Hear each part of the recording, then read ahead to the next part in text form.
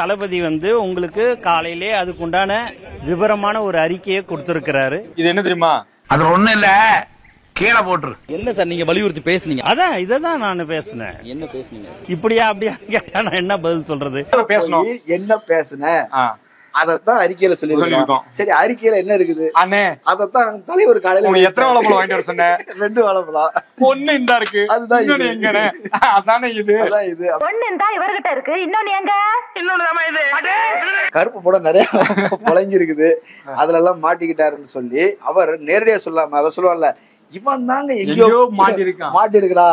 இப்படித்தான் குஜராத்ல குஜராத்ல கூட இப்படி ஒரு சம்பவம் நடந்துச்சு. இவன் தான் எங்கேயோ செமத்தியா வாங்கியிருக்கான், இங்க வேற உணவு வாங்கின மாதிரி அவுத்துறான் பாத்தியா.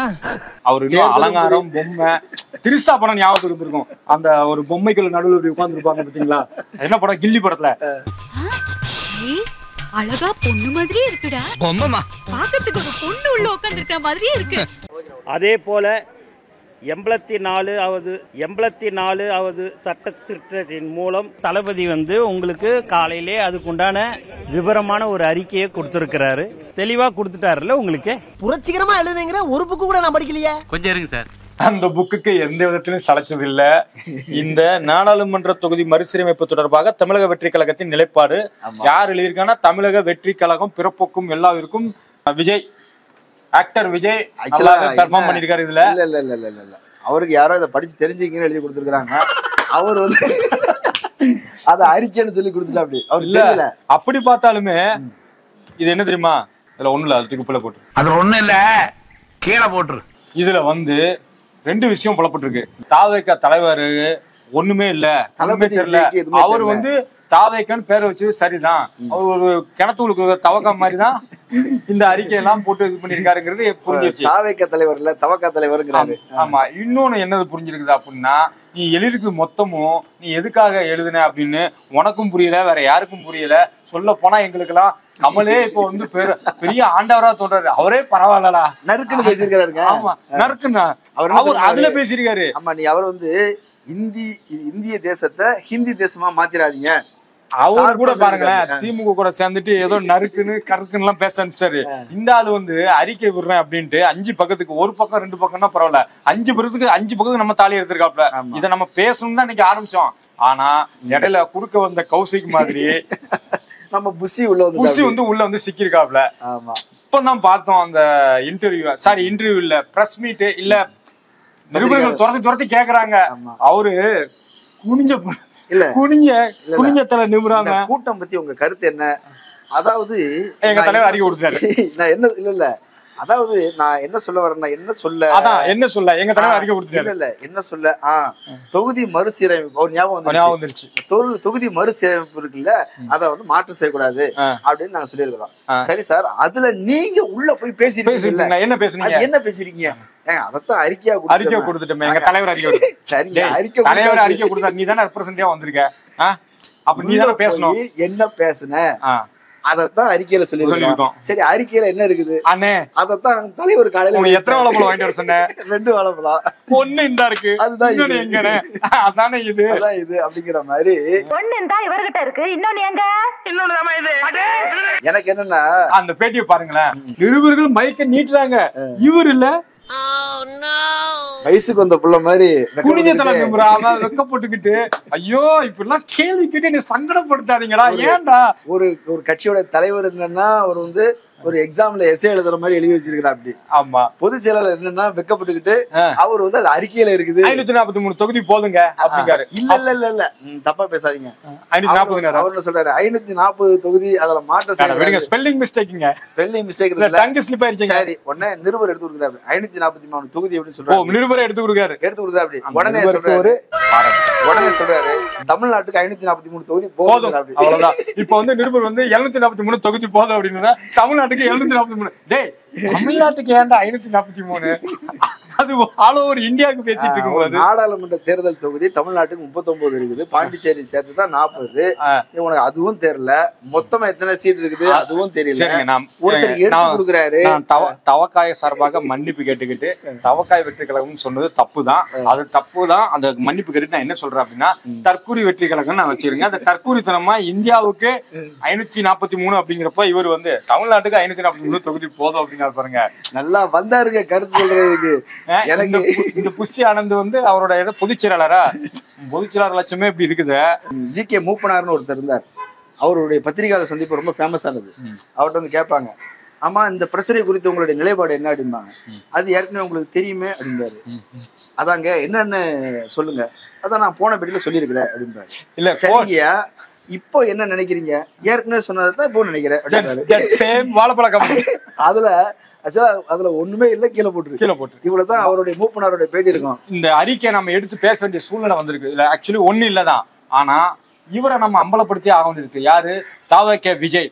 ஏன்னா அடுத்த இளைய தலைமுறை ஒரு இளைய தலைமுறைய, ஒரு ஜெனரேஷனை ஒரு பொறுக்கி, பாலியல் பொறுக்கி வந்து சீரழிச்சிட்டான். அந்த ஆளை இப்பதான் என்ன சொல்றது, கோர்ட்ல போய் சரண்டர் ஆக வச்சிருக்கோம் அப்படின்னா, இந்த ஆளு இப்போ ஆரம்பிச்சிருக்காப்ல. இவர் ஆரம்பிச்சுக்க ஒவ்வொன்றும் விதவிதமான உருட்டா இருக்குது. ஸோ இதை பத்தி நாம கட்டாயம் படிச்சிருவோம். புஷி ஆனந்த் பத்தி அதை பார்த்தாலே இந்த கிளிப் 2-3 கிளிப் உங்களுக்கு காட்டியிருப்பாங்க. அந்த கட்சிகள் பங்கேற்காத நிலையில அவங்களோட நிலைப்பாடு இன்னும் தமிழகத்துல இந்த இதுக்கு எப்படி இருக்கு, நீங்க என்ன சொல்லுங்க, அவங்கள போய் கேளுங்க. இதை உங்களுக்கு தெரிஞ்சிருக்கும். புஷி ஆனந்த் வந்து ஒரு பானை சோத்துக்கு ஒரு பதம் அப்படின்னா, அங்க ஒரு பானை சோறு இல்ல, அது வேற விஷயம். சரிங்களா? அங்க இருக்கிற 2 பிரெட் துண்டுல இது ஒரு துண்டு, அவ்வளவுதானே. இப்ப தமிழக வெற்றி கழகம் அறிக்கையில இந்த முதல் பேஜ் எடுத்து பாத்தீங்கன்னா அதுல ஒண்ணு அதை தூக்கி போட்டுருக்கு. 2வது பேஜ்ல ஒரு முக்கியமான ஒரு பாயிண்ட் வந்து குறிச்சிருக்காரு.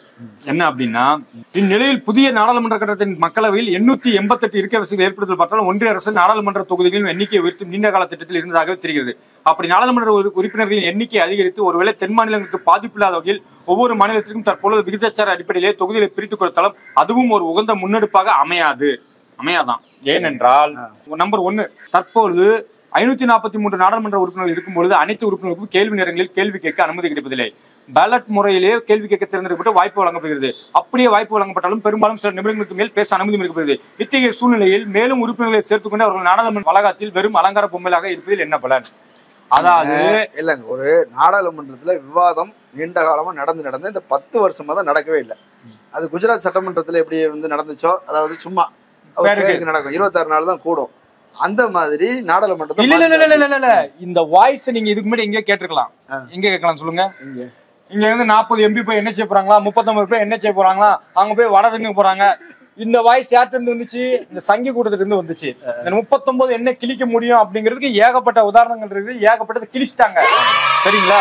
அங்க வந்து இன்னைக்கு வந்து ஒரு கடிவாளம் போட்டு நிப்பாட்டிங்க. இந்த 39 எம்பிக்கள் ரொம்ப முக்கியமான எம்பிக்கள். ஆனால் அவர்களை இவர் இன்டைரக்டாக என்ன பண்றாரு அப்படின்னா, இவங்க போய் என்ன செய்ய போறாங்க, அலங்கார பொம்மைகளா அலங்கார பொம்மையா உட்கார்ந்துட்டு இருக்கான். அப்ப நீ எதுக்கு இந்த எலெக்ஷனுக்கு? கேள்வி என்ன அப்படின்னா, இப்ப இருக்கிற நாடாளுமன்ற முறையில அது பிரச்சனை இல்ல, எல்லாரும் யாருமே விவாதம் நடந்தது. இப்ப மோடி அரசு விவாதம் நடத்தல அப்படின்றதான் பிரச்சனைன்னா, நீ அவங்கள சுட்டி காட்டி விமர்சனம் பண்ணணும். ஆமா, விவாதத்துக்கு நேரம் ஒதுக்குங்க. அத வந்து சு வெங்கடேசன் பலமுறை சொல்லியிருக்கிறார். ஒவ்வொரு பில்லும் வரும்போது அதுக்கு நேரமே கொடுக்க மாட்டாங்க, கையில கொடுத்து அப்படியே வந்து தீர்மானம் ஒன்னு படிச்சு முடிக்கிறதுக்குள்ள இன்னொன்னு பாஸ் பண்ணிடுறான்னு சு வெங்கடேசன் குற்றம் சாட்டுறாரு. அதெல்லாம் இருக்கட்டும்பா, அதெல்லாம் இருக்கு, பிரச்சனை இருக்கு. அதை விமர்சனம் எதுக்கு இங்க கொண்டு வரேங்க? உனக்கு இங்க மேட்டர் என்னது? நாடாளுமன்ற மறுசீராய்வுல வந்து உன்னோட கருத்து என்ன, நிலைப்பாடு என்னன்னு நீ தலைப்புல போட்டிருக்க. நாடாளுமன்றம் எப்படி செயல்படுன்னு உன்ட்ட யாரு கேட்டா? நீ உள்ள போய் பார்த்தாதானே அது தெரியும். இன்னும் பனையூர் பங்களாக்குள்ளுக்கு இருந்துட்டு சைக்கிள் ஓட்டிட்டு இருக்கனா? சைக்கிள் தானே. இன்னொன்னுங்க, கூட்டம் நடத்துறாரு முதலமைச்சர் தலைமையில. 63 கட்சிகளுக்கு அழைப்பு விடுத்தாங்க, 58 கட்சிகள் வந்தாங்க. அதுல நீங்க ஒண்ணு வந்து அங்க வந்து கருத்து சொல்லணும். இதானே முதலமைச்சர் ஒரு கருத்து சொல்லுவார், அதன் மீது ஆமா இல்ல வேணும் வேண்டாம் உன் கருத்து சொல்லிட்டு வரணும். எதுக்கு இந்த அறிக்கை விட்டீங்க? முதல்ல விடுங்க, அவர் தனியா பெர்ஃபார்ம் பண்ண விடுங்க. அவர் எப்பவும் பண்றதானே, இதுவும் புதுசா என்னமோ நீங்க அப்படி சலிச்சுக்கிறீங்க. வழக்கமா பண்றதானே. எங்க ஊருக்கு சுத்துவாங்க, இடியாப்பம் சுத்துவாங்க, இது என்ன சுத்துறதுன்னு தெரியல. கேளுங்க. ஆக என்ன சொல்றது, இது வந்து வாய்ஸ் ஆஃப் வளர்த்திங்க போறாங்க, அந்த வாய்ஸ் தான். அது சங்கியோட வாய்ஸ். இன்னொன்னு, எதிர்கட்சிகளுக்கு குரலுக்கு வலிமை வேணும் அப்படின்னு தான் நீங்க பேசணும். ஆனா எண்ணிக்கை அதிகமா வருதுங்கிறதே பொம்மை, அலங்கார பொம்மை அப்படின்னா அரசியலும் புரியல. அவரு அலங்காரம் பொம்மை திருசா படம் ஞாபகம் இருந்திருக்கும். அந்த ஒரு பொம்மைக்குள்ள நடுவில் உட்கார்ந்து இருப்பாங்க பாத்தீங்களா? என்ன படம்? கில்லி படத்துல அழகா பொண்ணு மாதிரியே இருக்குடா. பொம்மைமா பாக்கிறதுக்கு ஒரு பொண்ணு உள்ள உட்கார்ந்திருக்க மாதிரியே இருக்கு. ஒருவேளை அது ஞாபகம் வந்திருக்கும். சரி, அலங்கார பொம்மை முதல்ல இவர் எழுதிருக்க மாட்டாரு, அது வேற விஷயம். இவருக்கு பிடிச்சிருக்குமே யாரோ இவர் படிச்சு தெரிஞ்சுக்கங்கன்னு எழுதி கொடுத்துருக்காங்க. அதுதான் இவருக்கு பிடிக்குமே அப்படின்ட்டு அங்க இந்த இதை சேர்த்திருக்காங்க. அது விஜய் பார்த்ததுமே கொஞ்சம் இதையே அறிக்கையா கொடுத்துட்டாரு. மக்களின் இன்றைய அடிப்படை பிரச்சனைகள். 2வது பாயிண்ட், மக்களின் இன்றைய அடிப்படை பிரச்சனைகள் விலைவாசி உறவு, வேலையின்மை, தரமான கல்வி மற்றும் சுகாதார வசதியின்மை, சாலை மற்றும் குடிநீர் வசதியின்மை போன்றவை தான். என்னடா புதுசா ஏதோ முன்னுட்டாரோன்னு நினைச்சேன்.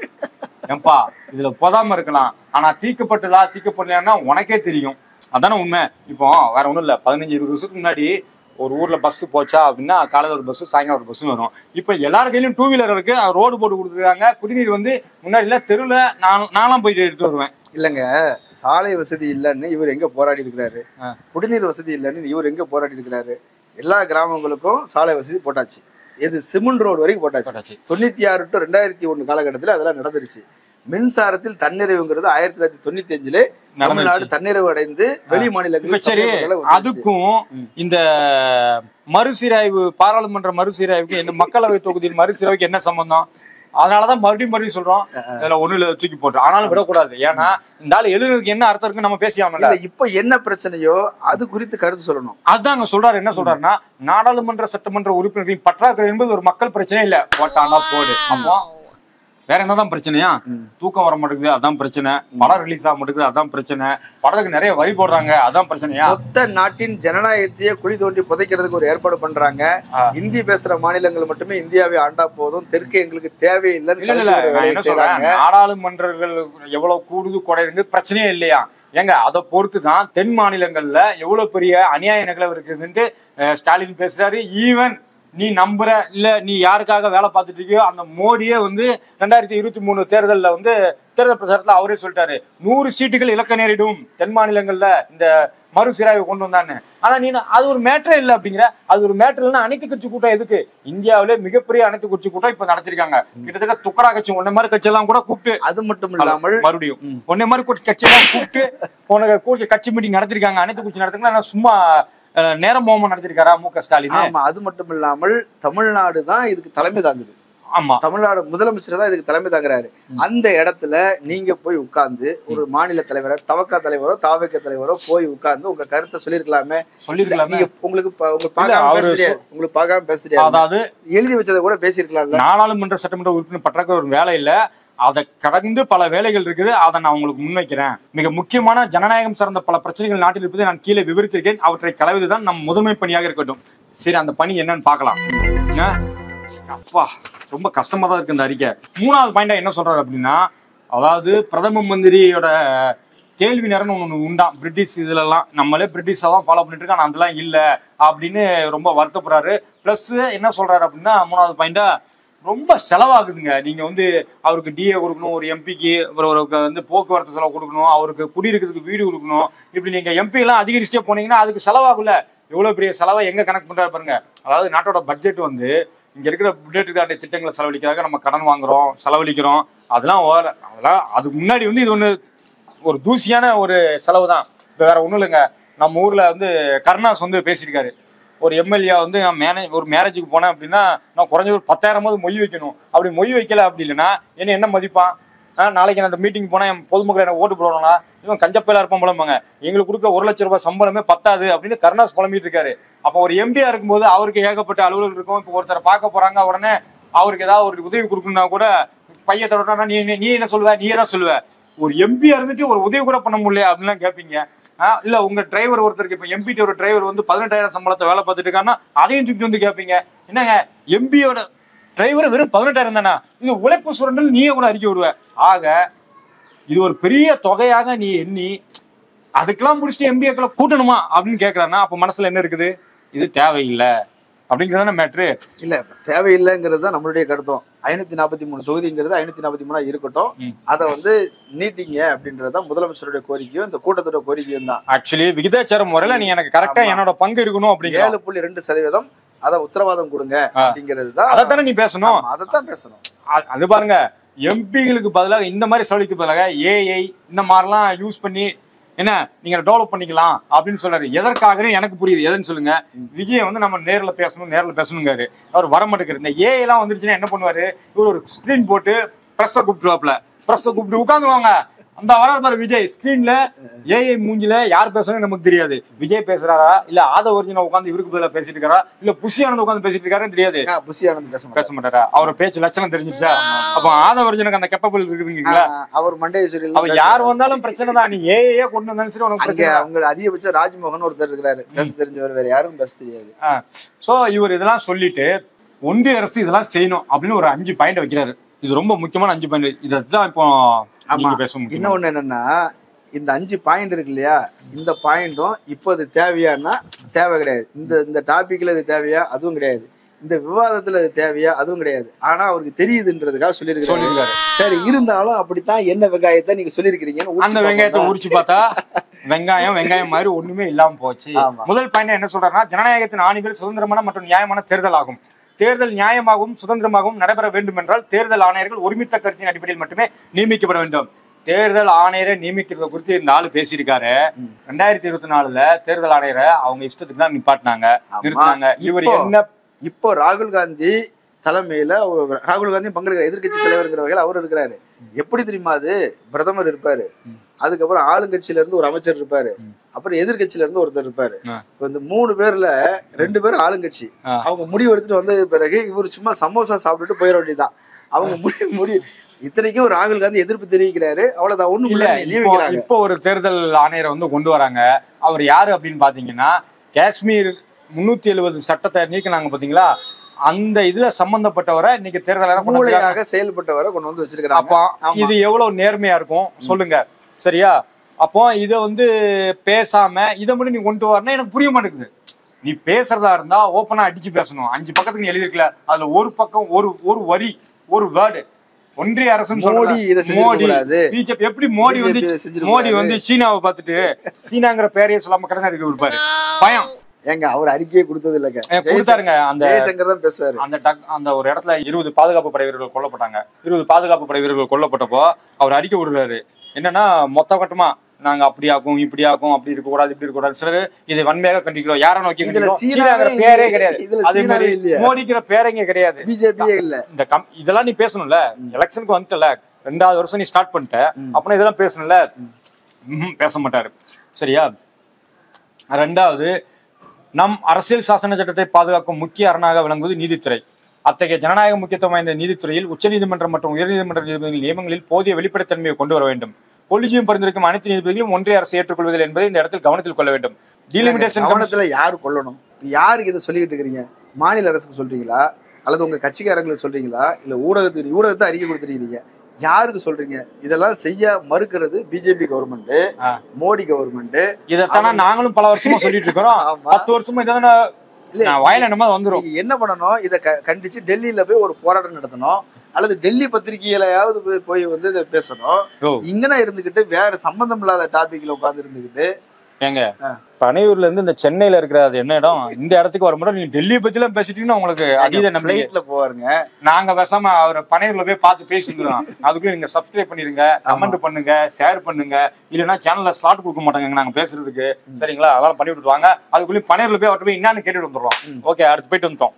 ஆக நீ வந்து எந்த விஷயத்தையும் பேச மாட்டேன், ஆனா இங்க அறிக்கையில மட்டும் கொண்டுருவ. பொதுவா ஜனநாயகத்தின் 4வது தூணாக கருதப்படும் ஊடகத்துறை எந்த அச்சுறுத்தலும் இன்றி சுதந்திரமாக செயல்படும் சூழ்நிலையை உருவாக்கி தர வேண்டும். மேலும் சிபிஐ, ஐடி, இடி போன்ற புலனாய்வு மற்றும் சட்ட அமலாக்க அமைப்புகள் அரசியல் தலையீடின்றி செயல்படும் நிலையை உருவாக்க வேண்டாம். ஆமா, என்னன்னா அவருக்கு பர்சனலா ஒரு பிரச்சனை இருந்திருக்குது. சிபிஐ, ஐடி, இடி இவங்க எல்லாம் ரெய்டு பண்ணி அண்ணன் கிட்ட வந்து ஏதோ 800 கோடி ரூபாய் ப்ராப்பர்ட்டியை வந்து லாக் பண்ணி வச்சிருக்காங்க. அதனாலதான் கட்சி ஆரம்பிக்கிற சூழ்நிலையே வந்துச்சு. அது இல்லாம மணி லாண்டரிங்னு ஏதோ ஒண்ணா, அதையும் அண்ணன் செஞ்சிருக்கிற, அப்படி மாமா மூலமா செஞ்சிருக்கிற அப்படின்னு அது வேற பஞ்சாயத்து. இன்னொன்னு கருப்பு போட நிறைய புழங்கி இருக்குது, அதுல எல்லாம் மாட்டிக்கிட்டாருன்னு சொல்லி அவர் நேரடியா சொல்லாம அதை சொல்லுவாங்கல்ல, இவன் தாங்க எங்கேயோ மாட்டி இருக்கிறா.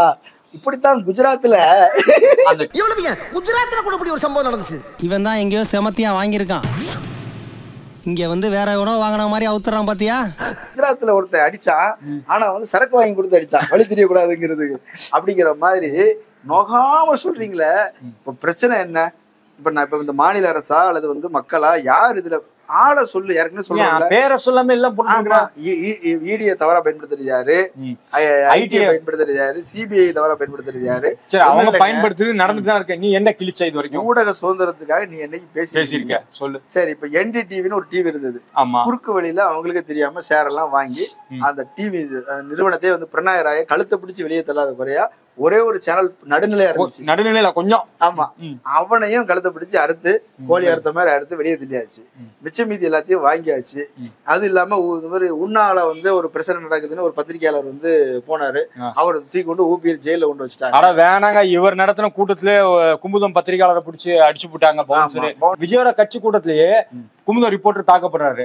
சரி, இவர் ஏதாவது கடன் அறிக்கை யாரால பாதுகாப்பு இல்ல, இவர் கடன் அறிக்கலாம் வேண்டாங்க. இப்படி தனக்கு தானே கடன் கொடுக்க முடியல. ஒரு மன்னிப்பு கேட்டா என்ன?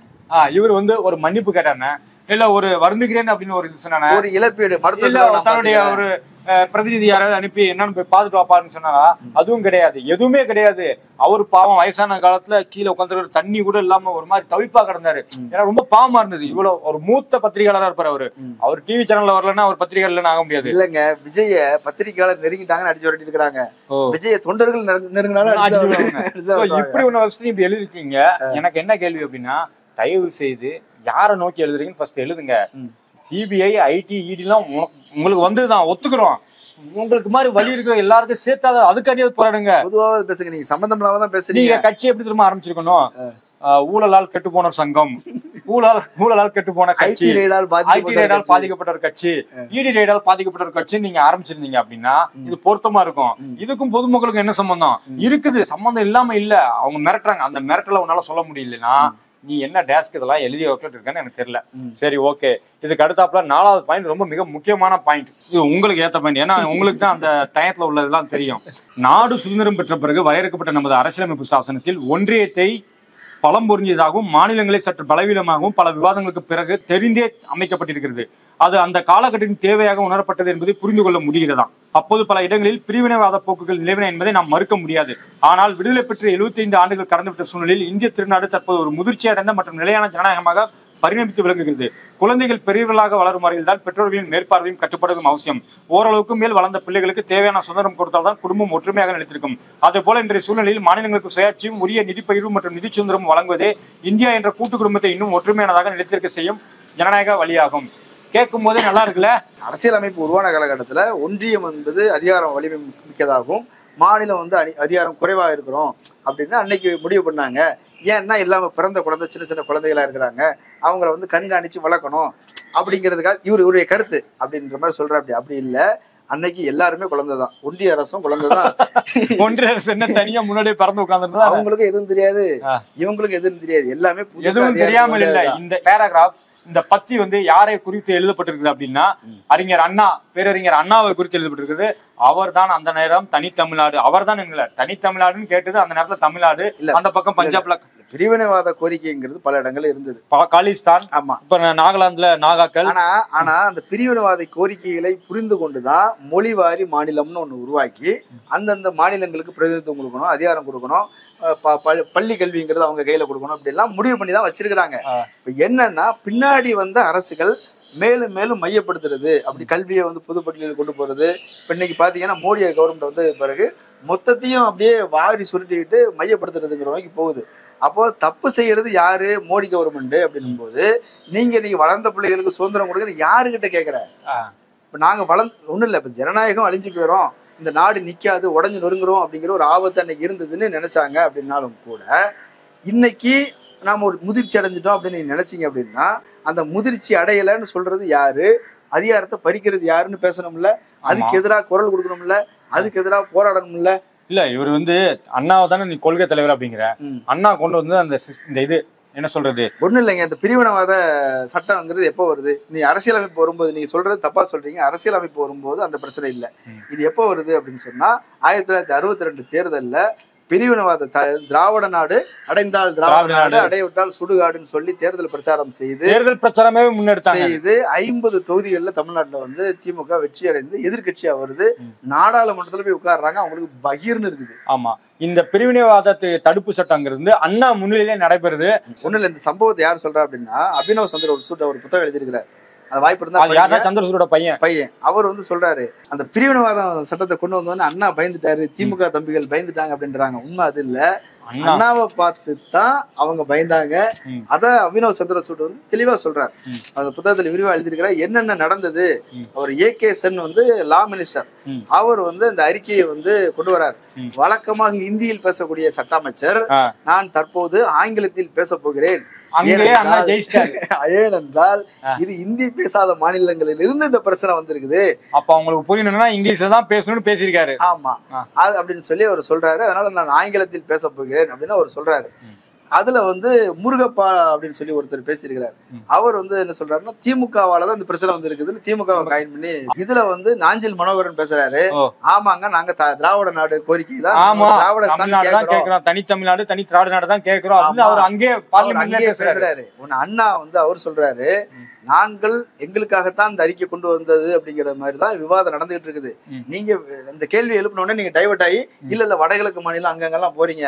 ஆனா இந்த இது சம்பந்தமான விவாதம், இதுக்கான நீங்க பத்திரிகைகள்ல நீங்க தொடர்ந்து கொடுத்துட்டு இருக்கிற செய்திகள் எல்லாமே திமுக காயின் பண்ணியே இருக்குது அப்படின்னு சொல்லி அண்ணா வந்து பேசுறாரு. நான் எதுக்காக சொல்ல வரேன்னா, ஒரு பொது பிரச்சனையில கொள்கை சார்ந்த ஒரு முடிவெடுக்கும் போது ஒரு கட்சியின் தலைவர் போய் நின்று ஆர்கியூ பண்றாரு. நீ ஆமா, ஆனால் நீ பனையூர் பங்களா உட்காந்துக்கிட்டு புசியானதை அனுப்பி வச்சுட்டு ஜாலியா டிவில நியூஸ் பாத்துட்டு இருக்காங்க. அது கூட பாக்கிறதுக்கு வாய்ப்பு இல்ல. அடுத்த படத்துக்கு எதாவது ரெடி பண்ணிட்டு இருப்பாப்ல. ஏன்னா what bro, very wrong bro. சரியானே, கடைசியா கடைசியா ஒரு பாயிண்ட் ஆக அண்ணாவை கொள்கை வழி தலைவரை எடுத்து வச்சுக்கிட்டு அண்ணாவை பத்தியே நீ வந்து என்ன சொல்றது புரிஞ்சுக்கல. இந்த பிரச்சனை எப்ப வந்துச்சுன்னே தெரியல. நீங்க அரசியல் சாசனம் உருவாகின காலகட்டத்துல இருந்து வரீங்க. இன்னொன்னுங்க, நம்ம அம்பேத்கர் வந்து அடிக்கடி நீங்க கோட் பண்ணி பேசுறீங்க. அம்பேத்கர் தெளிவா சொல்றாரு, வடக்கு பிற்போக்கானது, தெற்கு முற்போக்கானது, வடக்கின் ஆதிக்கத்தை தெற்கு ஒருபோதும் சகிக்காதுன்னு சொன்னாரு. இன்னைக்கு அது நடந்துருச்சு. இன்னைக்கு தமிழ்நாடு முதலமைச்சர் தலைமையில தெற்கு மாநிலங்கள் எல்லாத்தையும் ஆர்கனைஸ் பண்ணி நீங்க வந்து இந்த பிரச்சனை எடுத்து போனோம், அதனால பாதிக்கப்பட்ட மாநிலங்கள்லாம் ஆர்கனைஸ் பண்ணணும்னு சொல்றாங்க.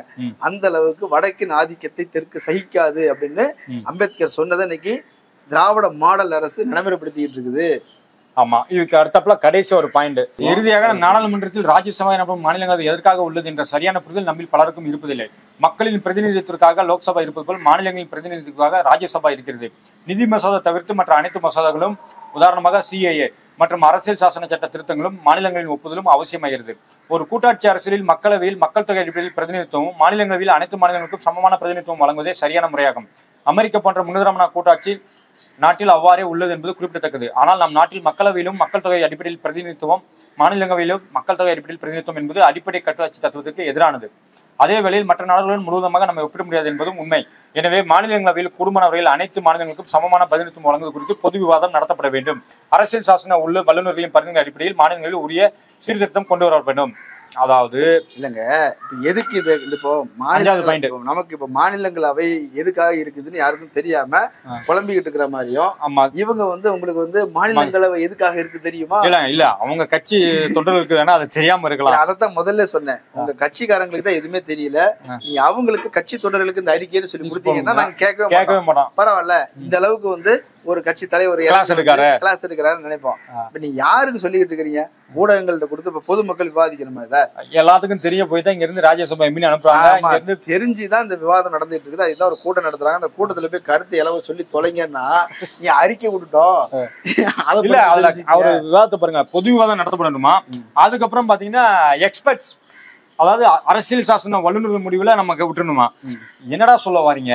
இதே பிஜேபி கவர்மெண்ட் தான் பல முறை மக்களுக்கு எதுல எந்த பங்களிப்பு இருக்கக்கூடாது, ஆணையங்கள் ஒன்னொன்னா உருவாக்கிட்டே போகுது. அதுல எக்ஸ்பர்ட்னு சொல்லி ஏதாவது ஒருத்தர் உட்கார வச்சு அவங்களே உட்கார வச்சு அவங்க குடிமை வச்சிருக்காரு, பூனல் போட்டுக்கிறாரு, அவ்வளவுதான் எங்களுக்கு தெரியுது. அவர் ஹிந்தி பேசுறாரு, சமஸ்கிருதம் பேசுறாரு. அந்த மாதிரி எக்ஸ்பர்ட்டுகளை கொண்டு வச்சுக்கிட்டு அவங்க முடிவு எடுத்துட்டு அறிவிக்கிறாங்க. இப்படித்தான் வந்து புதிய கல்விக் கொள்கையை எக்ஸ்பர்ட் தான் வந்து கொண்டு வந்தாங்க. மக்கள்கிட்ட அவங்க விவாதமே நடத்துறது இல்ல.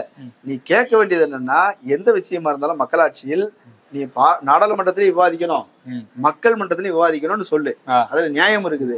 அதை விட்டுவிட்டு கடைசியில் நீ என்ன சொல்ற, அவங்க என்ன வந்து பொறி வச்சிருக்கிறாங்களோ, வலை விரிச்சிருக்கிறாங்களோ, அதுல கொண்டு வந்து நீ முறுக்கு சுத்தி அவங்க வலை விரிச்சிருக்காங்கல்ல, இவர் அந்த வலைக்குள்ள இருந்து நம்மளையும் கூப்பிடுறாரு, வா வா வா உனக்கு கிட்னி இருக்கலாம், நம்மளையும் கூப்பிட்டு இருக்காரு. சரிங்களா? ஆகையால் நான் அடிச்சா தாங்க மாட்டேன், 4 நாள் தூங்க மாட்டேங்கிற மாதிரி டயலாக்லாம் அது வந்து விஜய்க்கு வந்து சினிமால மட்டும்தான் பொருந்தும். ஏன்னா சினிமா டைலாக வச்சு லயலாமணி பேசிட்டு இருக்காரு. தீம்பந்தம் எடுத்து தீண்டாமை கொடுத்துன்னு எங்க தலைவர், அவர் உங்க தலைவர் பேசலைங்க, டைரக்டர் சொன்னாரு, பாட்டு எழுதி கொடுத்தாரு, இவர் பாடிட்டு ஆடிட்டு வந்துட்டாரு. அது தீண்டாமனா என்னன்னு இவருக்கு தெரியாது. ஏன்னா அந்த சூழ்நிலை அவர் பணியர் பங்களா விட்டு வெளியில வர்றது இல்ல, கேரவன்லயே அவர் வாழ்க்கை நடத்திட்டு இருக்காரு, கேரவன்லயே அரசியல் பண்ணிட்டு இருக்காரு. அப்படி இருக்கும்போது இவர் தான் தீண்டாமை கடைபிடிச்சிட்டு இருக்காரு. வீட்டுக்குள்ளே வர விடுறது இல்ல, நீங்க வேற கேரவனுங்கிறீங்க. கேட்டு பெருசா போட்டு இதை வேற கேட்டு உடஞ்சி சுப்பிட்டு அன்னைக்கு ஒருத்தர் செருப்பு தூக்கி எறிஞ்ச மாதிரி வீட்டுல தீய கொண்டு வச்சிருக்க கூடாது. அது வேற, நீங்க கம்முன்னு இருங்க. தீண்டாமை எதிர்த்து தீப்பந்தம் கொளுத்துன்னு. ஊருக்குள்ள இருந்தா ரசிகர்கள் பார்க்க வந்திருக்காங்க, அவரும் கடற்கரை ஓரமா அந்த பக்கம் லாஸ்ட்ல போய் கிடக்குறாரு. என்ன ஆக சினிமால இருக்கிற டயலாக்குக்கும் அங்க பேசுற டயலாக்குக்கும் கொஞ்சம் கூட பொருத்தமா. அதாவது சினிமால வேணா நீங்க வந்து ஹீரோவா இருக்கலாம், ஆனா அரசியல்ல திரும்ப திரும்ப நான் ஒரு கோமாளி, நான் ஒரு ஜீரோ, எனக்கு ஒண்ணுமே தெரியாது, யாராவது எழுதி கொடுத்து அதை நான் அப்படியே விட்டுருவேன், அது ஒரு கையெழுத்து மட்டும் போடுவேன்னு திருப்பி ஒரு ஜோக்கராக நிரூபிச்சிட்டு இருக்காரு விஜய். ஒண்ணும் இல்லைங்க, இதுல சில கூடுதலா சில விஷயம் சொல்லிடுறேன். இதே விஷயத்துல ஒவ்வொரு தலைவர்களும் கலந்துகிட்டு சார்பா பேசுற விஷயங்கள் என்னன்னு சொல்றேன்.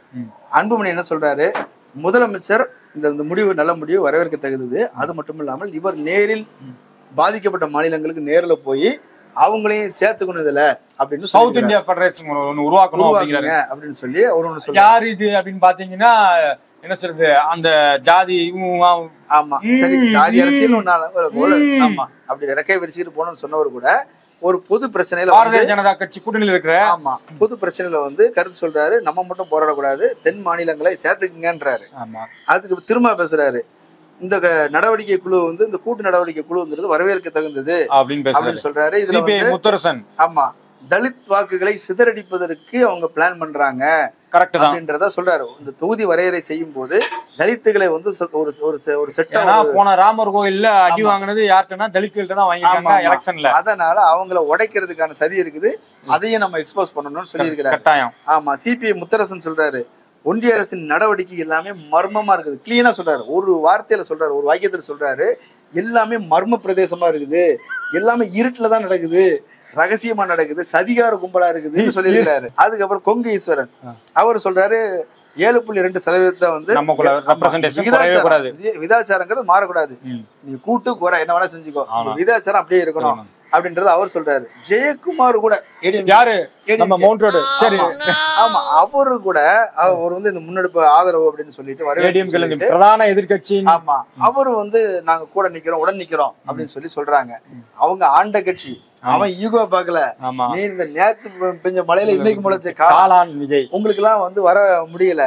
அடுத்தது பாருங்க, அப்புறம் வீரமணி சொல்றாரு, இது கட்சி சார்ந்த பிரச்சனை இல்ல, இது ஈகோ எல்லாம் பார்க்க கூடாது, இது வந்து மாநில உரிமை சார்ந்தது, அத்தனை பேரும் ஒன்னா நிக்கணும் அப்படின்னு அவர் சொல்றாரு. அதுக்கப்புறம் தேமுதிக வரவேற்பு சொல்லிட்டாங்க. கமலஹாசன் பாருங்க, அவர் வந்து இந்தியாவை ஹிந்தியாவாக மாத்திராதீங்க, அவர் ஒரு கலைஞர் என்று சினிமா கலைஞர், ஒரு கவிஞருங்கிறத புரித மாதிரி சொன்னார். ரொம்ப கோடான நன்றிகள் ஆண்டவரே. ஆமா கொள்கை முரண்களை ஒதுக்கி வச்சுட்டு ஒன்னா நிக்க வேண்டிய நேரம்ன்றாரு. பிரச்சனையை புரிஞ்சுட்டு வந்து நிக்கிறாரு தமிம் அன்சாரி. இதுல பாதிக்கப்பட்ட தென் மாநிலங்கள் மட்டுமல்ல, இதுல பாதிக்கப்படக்கூடிய வட மாநிலங்களும் இருக்குது, வடகிழக்கு மாநிலங்களும் இருக்குது, அவங்களையும் நம்ம சேர்த்துக்கிட்டு நம்மள ஸ்ட்ரென்தன் பண்ணணும். யார் இது? தமிம் அன்சாரி அவர் சொல்லியிருக்கிறாரு. ஜான் பாண்டியன் அவர் சொல்லியிருக்கிறாரு, முதல்வரின் இந்த முயற்சிகளுக்கு நாங்க பக்கபலமா இருப்போம் அப்படின்னு அவர் சொல்லியிருக்கிறாரு. தனியரசு இந்தியாவிலேயே முதல் முறையாக திமுகவும் தமிழ்நாடு தான் இந்த விஷயத்த வந்து முன்னெடுத்திருக்குது, நாங்கள் துணையாக இருக்கோம். இது மட்டும் இல்ல, நமக்கு நம்மளோட தமிழ்நாடு வந்து அரசியல் எதுக்கு சொல்ல வரேன்னா, இப்படிதான் நறுக்குன்னு கருத்து சொல்லணும். என்ன சொல்ல வரையோ தப்புன்னு சொல்லு, சும்மா முறுக்கு சுத்துறேன் இடியாப்பம் சுத்துறேன்னு சுத்திட்டு கூடாது. எனக்கு இதுல 2 விஷயம் தெளிவாயிடுச்சு.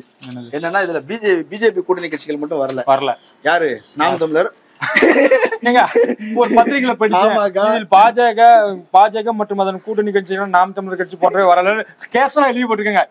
உங்களுக்கு வந்துருச்சு. இல்ல சரிதான், கரெக்டா தான் எழுதியிருக்கிறாங்க. இந்த இதுல வந்து பிஜேபி கூட்டணி கட்சிகள், பிஜேபி, தமாக, நாம் தமிழர் கட்சி, கிருஷ்ணசாமி கட்சி அவங்களும் வரல. கிருஷ்ணசாமி வந்து அவர் ஒரு டான்ஸ் ஆடிட்டு இருக்கு. அப்படி இது வந்து தேர்தல் அரசியலுக்காக அவங்க அதை செய்யறாங்க.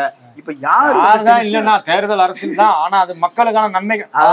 தேர்தல் அரசியலை மக்களுக்கானதாக செய்யறாங்களா இல்லையா, அதான் மேட்டர். ஒரு பிரச்சனை வரும்போது நீ எங்க வந்து அரசியல், இப்போ ஒருத்தர் வந்து இப்போ ஒரு ட்ரெயின் ஆக்சிடென்ட் நடக்குது, அந்த ஆக்சிடென்ட்ல செத்து போயிருக்கு நிக்கிறாங்க, அந்த இடத்துல நான் அரசியல் பண்ண விரும்பல, உதவி செய்ய போறேன் அப்படின்ட்டு ஒரு அமைச்சர் போய் உதவி செய்யறாரு. அவரே சொல்றாரு, நான் இது அரசியல் பண்ண விரும்பல, அதோட விமர்சனங்கள் பின்னாடி வைக்கலாம், ஏன் இந்த மாதிரி ஆச்சு அது பின்னாடி முதல்ல எங்க முதலுதவி தேவைப்படுது அப்படின்னு போறாரு. அதுதான் அரசியல். ஆனா நீ அந்த மாதிரி நேரத்துல நீ என்ன செய்வ? பார்த்தையா 2 பேர் செத்துட்டாங்க, 7 பேர் செத்துட்டாங்க, கையாளாகாத ஆச்சுன்னு அந்த இடத்துல நீ அரசியல் பண்ணிட்டு இருப்ப. அந்த மாதிரி அரசியல் இல்லாம தேர்தல் அரசியல்னா என்னது? அது மக்களுக்காக அதுதான் தேர்தல். ஆமா, தமிழிசை அம்மா தெளிவா சொன்னாங்க. என்னுடைய டீம் பார்ட்னர் சீமான் அப்படின்னு சொன்னாங்க. டீம் பார்ட்னர் எல்லாம் ஒன்னா இருக்கிறாங்க, மக்கள் ஒன்னா இருக்கிறாங்க.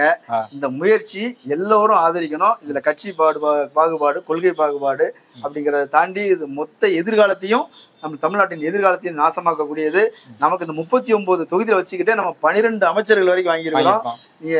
தமிழ்நாடு வந்து ஒன்றிய அரசுல கூட்டணியில் இருந்த இந்த 15 ஆண்டுகள் தான் தமிழ்நாட்டின் மிகப்பெரிய வளர்ச்சியை வந்து காரணமானது. 1999 இருந்து 2014 வரைக்கும் காலகட்டத்துல தான் தமிழ்நாடுடைய வளர்ச்சிங்கிறது பிரம்மாண்டமான ஒரு வளர்ச்சி அடைஞ்சது.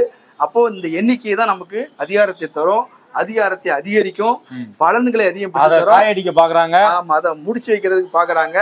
தெற்க காலி பண்ணிட்டு வடக்கு மட்டுமே நம்மள ஆளலாம் நினைக்கிறாங்க. அவர் அம்பேத்கர் சொன்ன மாதிரி வடக்கின் ஆதிக்கத்தை தெற்கு ஒருபோதும் சகித்துக் கொள்ளாது. ராகுல் காந்தி சொன்னார்ல, அவங்க கூட நீ கொடுத்து வாங்குற ஒரு மியூச்சுவலான ஒரு அண்டர்ஸ்டாண்டிங்ல இருக்கணும். நீ மன்னர் மாதிரியும் அவங்க ஏதோ என்னமோ அடிமை மாதிரியும் அப்படின்னு பண்ணா you can never ever rule the Tamil. PTR தெளிவா சொல்றாரு, ஒன்றிய அரசுங்கிறது ஒரு நிர்வாக அமைப்பு, மாநில அரசுங்கிறது ஒரு நிர்வாக அமைப்பு.